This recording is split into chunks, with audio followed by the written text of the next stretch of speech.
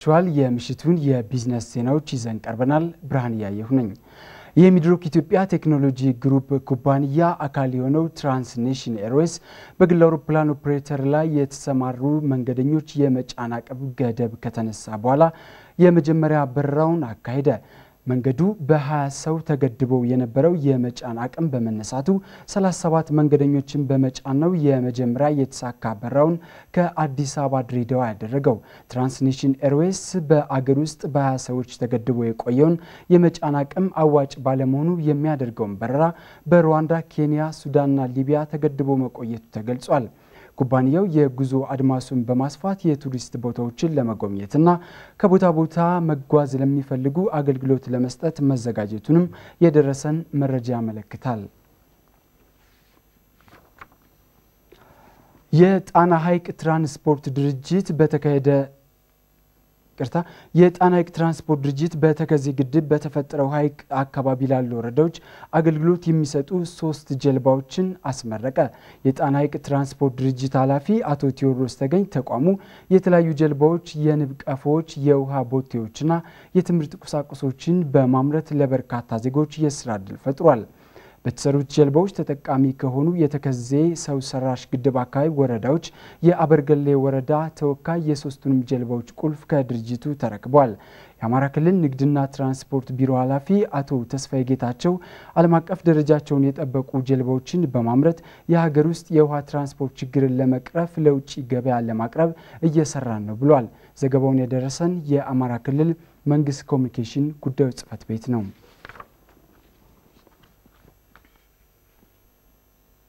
በምዕራብ ጎጃም ዞን ቡሬ ከተማ የሚገኘው ዳሞት ዩኒየን ያስገነባው ዱቄት ፋብሪካ ተመረቀ።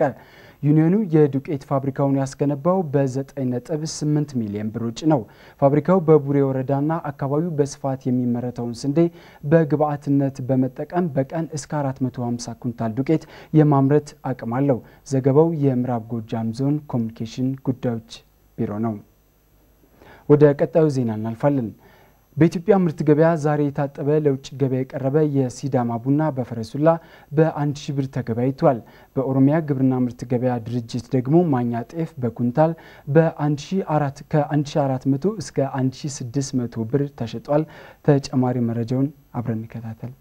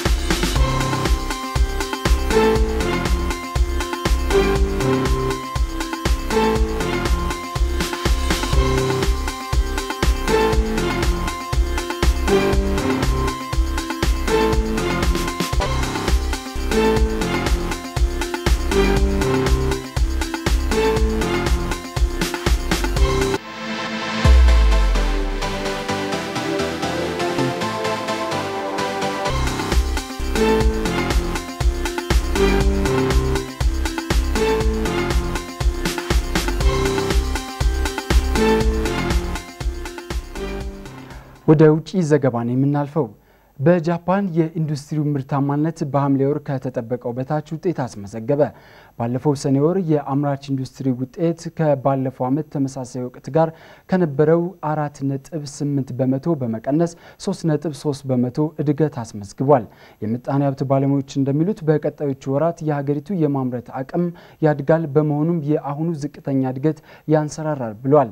ጠቅላይ ሚኒስትር ሺንዞ አቤ በበኩላቸው አሁን በሀገሪቱ የሸማቾች የመግዛት አቅም እያደገ በመሆኑ የሀገሪቱ የዋጋ ግሽበት ከ2 በመቶ እንዳይበልጥ ከሰራን ምጣኔ ሀብቱ እንዲያንሰራራ ማድረግ እንችላለን ብለዋል።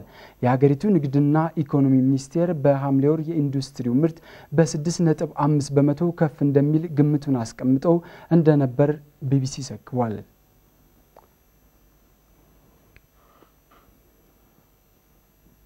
የምሽቱ የቢዝነስ ዜናዎች እነዚህ ነበሩ። በእኔ በኩል ጨርሻለሁ። መልካም ምሽት።